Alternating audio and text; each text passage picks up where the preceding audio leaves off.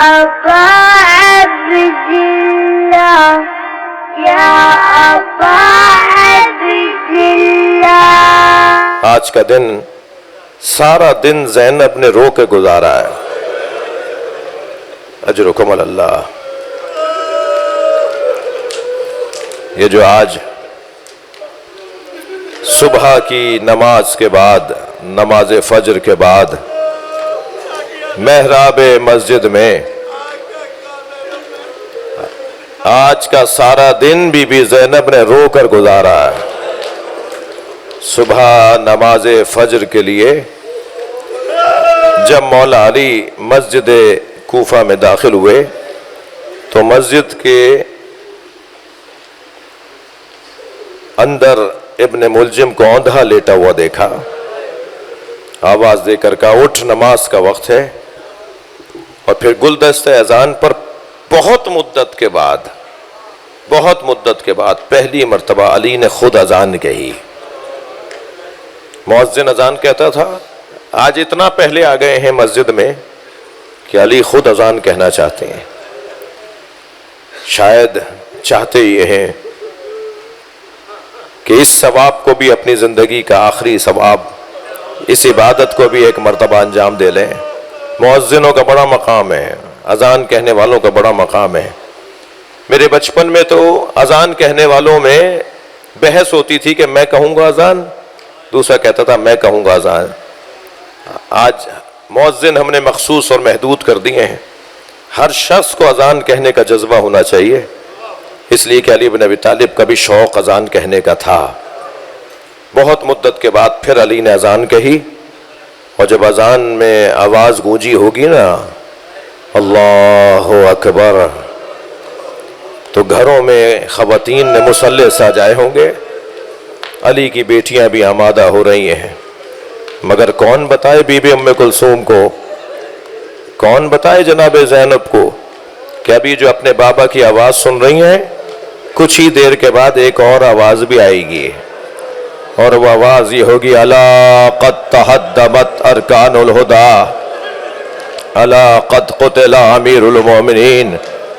ارکان ہدایت کو گرا دیا گیا، امیر المومنین کو مار دیا گیا. کیا گزری ہوگی اس وقت علی کی بیٹیوں پر.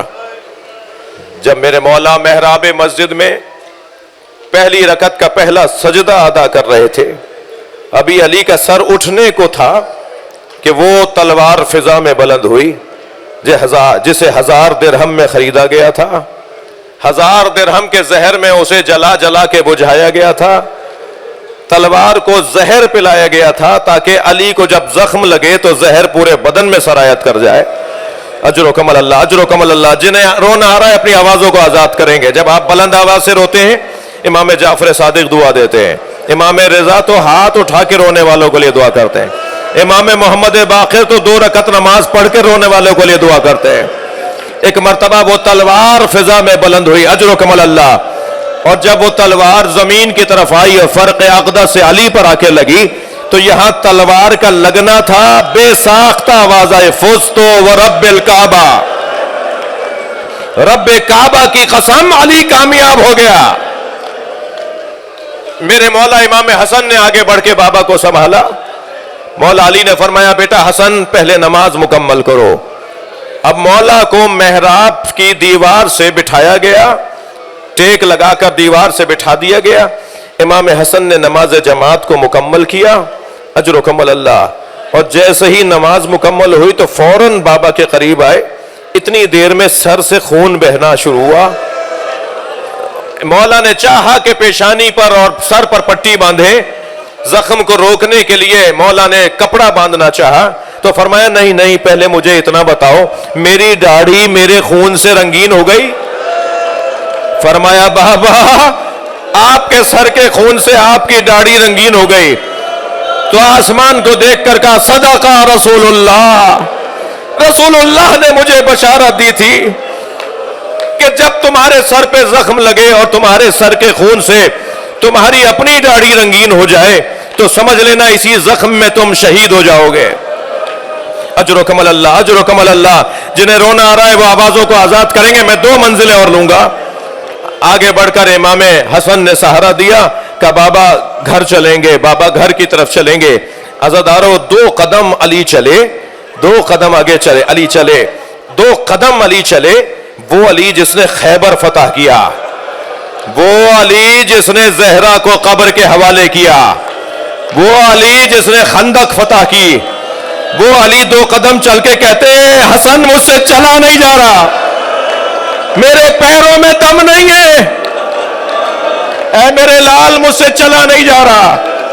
اب خود علی جانا چاہتے ہیں، اب خود علی چاہتے ہیں کہ دنیا کو چھوڑ دیں، اس دنیا سے رخصت ہو جائیں۔ ایک قالین بچھایا گیا، اس قالین پر مولا علی کو لٹایا گیا، ایک طرف سے امام حسن نے اٹھایا، ایک طرف سے امام حسین نے اٹھایا، درمیان سے عباس اٹھا رہے ہیں اور دوسرے جانب سے محمد حنفیہ اٹھا رہے ہیں۔ علی مولا کے 4 بیٹے ہیں جو اس وقت موجود ہیں، اور چاروں بیٹے علی کو اٹھا رہے ہیں کہ آنکھیں بند تھی مولا کی، ایک مرتبہ آنکھیں کھول کر دیکھا تو سب سے پہلا چہرہ امام حسن کا نظر آیا۔ اجر و کمل اللہ، اجر و کمل اللہ، مجھے جلدی نہیں ہے، اگر آپ مصاب ہونا چاہتے ہیں نا، میں آرام سے پڑھ رہا ہوں، آرام سے پڑھ رہا ہوں۔ آنکھیں کھول کر امام حسن کو دیکھا تو کیا دیکھا؟ حسن کی آنکھوں سے آنسو ٹپک رہے ہیں۔ فرمایا بیٹا حسن جو حق کی خاطر جیتا ہے اسے یہ وقت دیکھنا پڑتا ہے، بیٹا خبردار گریہ نہ کرو، آنکھوں سے آنسو صاف کرو۔ اچانک دیکھا کہ عباس رو رہے ہیں، فرمایا عباس خبردار گریہ نہ کرو۔ پھر احساس ہوا کہ اور بچے تو نہیں رو رہے، تو دیکھا محمد حنفیہ بھی رو رہے ہیں، فرمایا محمد حنفیہ آنکھوں سے آنسو صاف کرو، خبردار میرے بچے گریہ نہ کرو۔ کہ اچانک پائٹی کی طرف دیکھا کہ حسین رو رہے ہیں، تو آواز دے کر کہا حسین تمہارا رونا تو تمہارے نانا کو بھی گوارا نہیں تھا، تمہارا رونا تو تمہاری ماں کو بھی برداشت نہیں تھا، اے حسین خبردار گریہ نہ کرو۔ عزادارو بہت دیر لگائی میں نے ایک جملہ کہنے میں، سارے رستے اب بچے لے کے جا رہے ہیں نا، گلی سے ہوتے ہوئے گھر کی طرف جا رہے ہیں، سارے رستے جو علی بچوں سے کہتے رہے نا، بیٹوں سے حسن گریہ نہ کرو، حسین عباس محمد حنفیہ گریہ نہ کرو، جو علی سارے رستے جوان بیٹوں کو روکتا رہا گریہ نہ کرو گریہ نہ کرو، جب گھر میں داخل ہوئے زینب کو آتے دیکھا تو خود رو دیے، خود علی کی آنکھوں میں آنسو آ گئے، زینب نے سینے پہ سر رکھ دیا، اے میری بچی زینب یہی کوفہ ہوگا،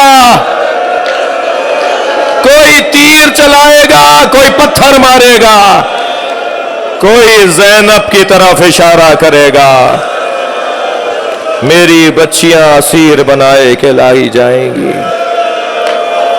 الا لعنت اللہ علی القوم الظالمین۔